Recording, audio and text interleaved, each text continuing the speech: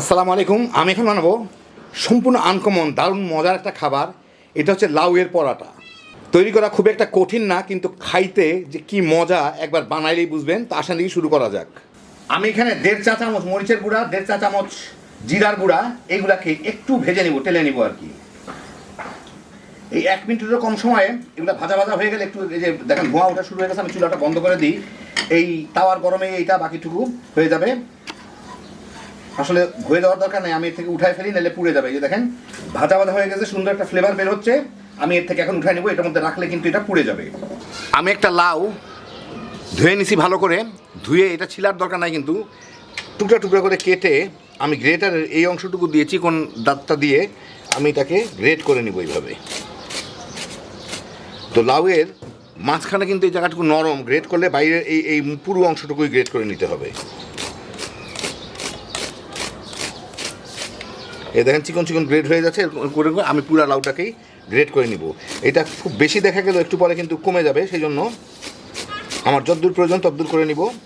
তো আমি কুচায় নিলাম। দেখেন এই মাঝখানের নরম অংশটুকু কিন্তু না, এটা একটু বেশি পানি পানি। উপরে শক্ত অংশটুকু এই যে সবুজ সবুজ টাইপের থাকবে। এগুলো তো আমার যতদূর প্রয়োজন মনে হবে আমার, তার ডবল করে নিব, কারণ এটা কিন্তু পরে একদম চিমায় যাবে। পুরা লাউটা করানোর পরে এতগুলো হইল। এখন এর মধ্যে আমি যে জিরা আর মরিচটা তেলে রাখলাম ওগুলা দিব। স্বাদ মতো লবণ দিব, 1 চা চামচের একটু বেশি দিলাম। এখন এর সাথে আমি মিলায় রেখে রাখবো 8-10 মিনিট। এটা পানি ছাড়বে কিন্তু, দেখেন এখনও কিন্তু পানি ছেড়ে দিচ্ছে। এই যে দেখেন, তো 8-10 মিনিট রাখলে এটা আরও কিছুটা পানি ছেড়ে দিবে। 10 মিনিট পরে এই লাউগুলা আমি এখান থেকে নিয়ে চিপে, একদম যদ্দূর পারি চিপে শুকনা করে পানিগুলা ফেলে দিয়ে আরেকটা গামলার মধ্যে উঠায় নেব। পানি থাকলে কিন্তু প্যাচপ্যাচে হয়ে যাবে পরোটাটা, সেই জন্য যতদূর পারি একদম চিপে পানিগুলা ফেলে দিতে হবে। মানে পানিগুলো নিংড়ায় নিতে ফেলে দিব না, পানিটা কিন্তু আমি কাজে লাগাবো। তো আমি ভালো মতো চিপে নিলাম। এই যে এইগুলো হইলো আমার লাউ, আর এই হলো পানিটা। এখন আমি খামিরটা রেডি করব। আমি এখানে 2 কাপ ময়দা নিছি। ময়দা আটা যা খুশি দিয়ে করা যায়। তার মধ্যে স্বাদ মতো লবণ দিব।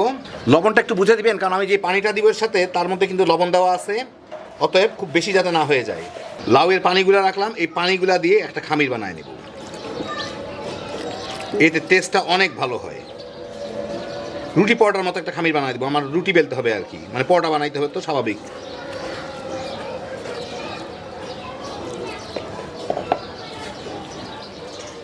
তো বানাইলাম আমি একটা খামির। এইটাকে এখন আমি 10-15 মিনিট ঢেকে রেখে দিব। এটাতে আরেকটু নরম হয়, আর ময়েশ্চারটা মানে ভিতরে জলীয় অংশ চতুর্দিকে ছড়ায়। তারপর আমি পরোটাগুলো বানাবো। 15-20 মিনিট পরে আমি এইটাকে আরেকটু ময়ান দিয়ে নিব। এখান থেকে সরাই, আমি এখানে একটু ময়ান দিয়ে নিই। নিয়ে এইটাকে আমি 6 ভাগ করে 6টা লেচি কেটে নিব। সমান সমান যাতে হয় চেষ্টা করতেছি। তো 6টা লেচি কেটে নিলাম। এটাকে এখন গোল গোল করে নেই একটু, এগুলোকে সরা রাখি। এখন আমি এখানে 6টা পাতলা পাতলা রুটি বেলে নিব, এগুলোকে দিয়ে একই সাইজের।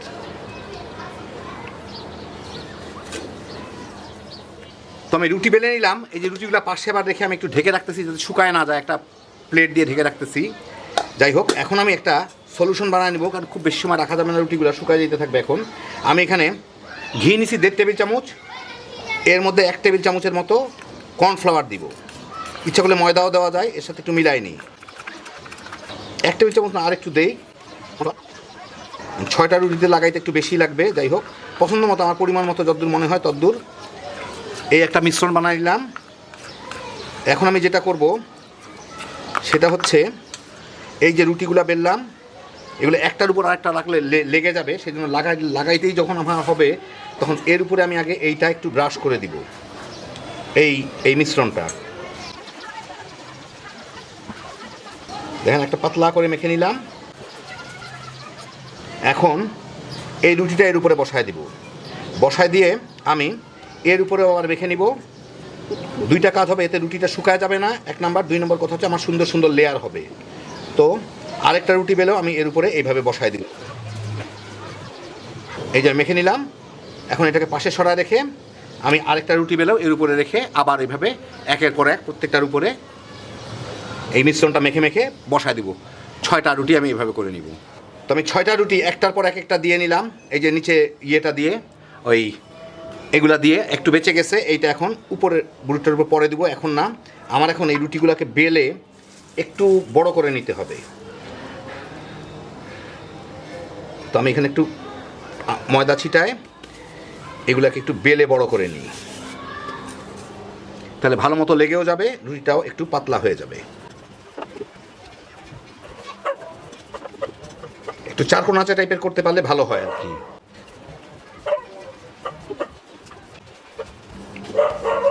দেখেন একটু চারকোনাচা টাইপের শেপ করে নিলাম অনেকটাই।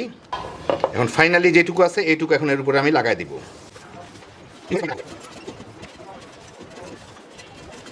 এখন এটাকে এখান থেকে এইভাবে রোল করে নিয়ে আসবো, চেপে চেপে টাইট করে। এখন এইটাকে আবার আমি 6টা টুকরা করে কেটে নিব। এইখান থেকে আমি 6টা রুটি বানাবো। আমি রুটিগুলো বানানোর সময় এই যে এটা নিয়ে, এই যে দেখেন ভিতরে কি সুন্দর সুন্দর লেয়ার দেখা যাচ্ছে অনেকগুলা। রুটিগুলোকে আমি এইভাবে হাতের মধ্যে ধরে এইভাবে একটু চাপ দিব, যাতে এই দিকটা এইরকম হয়ে যায়। এই যে দেখেন এইরকম হয়ে যায়, উপর দিকটা আমি এইরকম করে চাপ দিব। চাপ দিয়ে এই দিকটা এরকম করে চাপ দিয়ে এই একটা লেচি বানায় নিব। এই যে দেখেন এরকম করে লেচি বানায় নিব।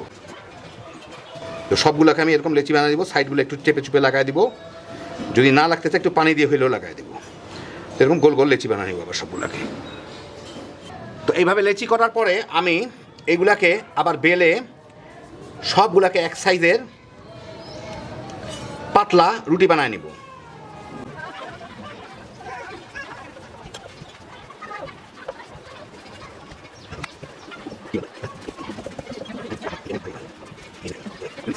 তো এই যে দেখেন একটা রুটি বানাইলাম, এরকম আমি সবগুলাকে রুটি বানায় নিব। এই যে লাউয়ের কুচি কুচি করে রাখলাম, মশলা টশলা মিশানো, চিপে নিছি আমি, এগুলোকে একটু ঝুরঝুরা করে নিছি। এর সাথে স্বাদ মতো পেঁয়াজ পাতলা পাতলা করে কাটা ওইটা মিশাই দিব। একটু কাঁচামরিচ, একটু ধনিয়া পাতার কুচি, যার যার স্বাদ রুচি মতো। লবণ দেওয়া দরকার নেই, কারণ আমি লবণ পানিতে কিন্তু এটা ভিজায় রাখছিলাম লবণ দিয়ে আর কি। এগুলো এর সাথে একটু মিশাই নেই। হইল। এখন এই রুটিগুলার উপরে আমি পছন্দ মতো পুর দিয়ে দিব চতুর্দিকে, পাশগুলা খালি খালি রেখে একটু।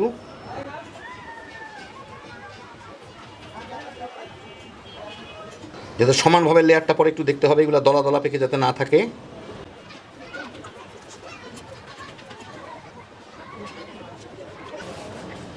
পাশের দিকে একটু পানি দিয়ে ভিজায়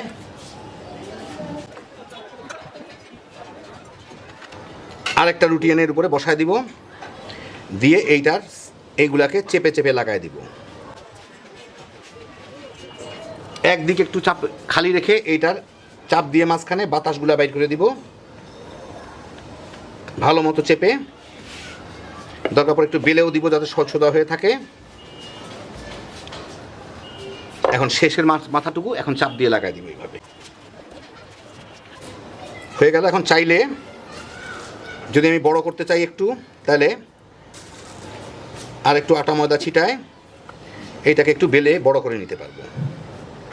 কেউ এরকমও রাখতে পারেন, অথবা আর একটু বেলে বড় করে নেওয়া যায়।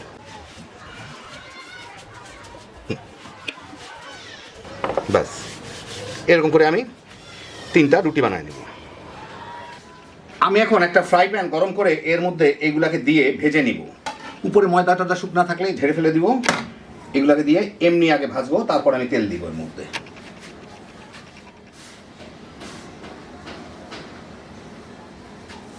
এক পিঠ একটু ভাজা হইলেই উল্টায় দেই, ওই পিঠটাকে একটু ভেজে নিই। চেপে চেপে ভাজতে যাতে এরকম সাদা সাদা না থাকে আর কি, মানে কাঁচা কাঁচা না থাকে। চেপে চেপে ভাজতে দিই যাতে একটু কাঁচা কাঁচা না থাকে।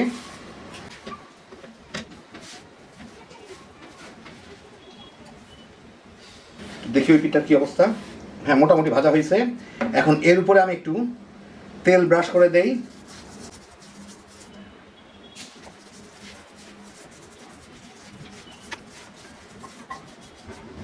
তেল ব্রাশ করে এখন উল্টায় ওই দিকটা তেল দেওয়ার দিকটা ভেজে নিই। একটু ভেজেই এখন এই সাইডে একটু তেল ব্রাশ করে দেই। হয়ে গেছে বোধহয় ওই দিকটা, এখন উল্টায় এই দিকটা ভেজে নিই। এই দিকটা এরকম ভাজা হইলো, এখন ওই দিকটা ভেজে নিই।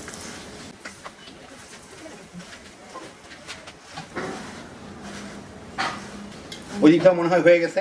আমি এই দিকটা এরকম হইলো, উল্টায় এখন ওই দিকটা দেখে নিই। এটা প্লেটের মধ্যে টিস্যু দিয়ে উল্টায় নিই, এই দিকটা এরকম ভাজা হইলো। এই যে এরকম করে সবগুলা পরোটা আমি ভেজে নিব। এই দেখেন হয়ে গেল আমার দারুণ মজার লাউয়ের পরোটা। তৈরি করা কিন্তু খুবই সহজ, আপনাদের আমি পুরা দেখাইলাম দেখে জিনিসটা একটু লম্বা হইলো। একদম গরমাগরম পরোটা, আপনাদেরকে আমি ছিঁড়ে দেখাই ভিতরের লেয়ারগুলো কীরকম হয়েছে। ইচ্ছা করলে আপনারা লেয়ার দিতে পারেন, ইচ্ছা করলে লেয়ার ছাড়াও বানাইতে পারেন, কোনো ব্যাপার না। আমি লেয়ার দিলাম, খাইতে একটু বেশি মজা লাগে দেখে। দেখি ছিঁড়ি একটু, অনেক গরম। এই দেখেন ভিতরের লেয়ারগুলা, আর এই হচ্ছে ভিতরের পুরটা। দেখেই বুঝতেছেন, যার যার পছন্দ মতো পুর দিয়ে নিতে পারেন, মশলা দিয়ে নিতে পারেন। একটু ঠান্ডা ঠান্ডা দিনে সকালে গরম গরম পরোটা তামা তামা করে বাচ্চা বড় মিলে খায় ফেলাইতে পারবেন। হ্যাপি জোশের একটা আইটেম। আল্লাহ আপনাদের সবাইকে ভালো রাখুন, সুস্থ রাখুন, নিরাপদ রাখুন। ইনশাল্লাহ বেঁচে থাকলে আবার দেখা হবে। আল্লাহ হাফেজ।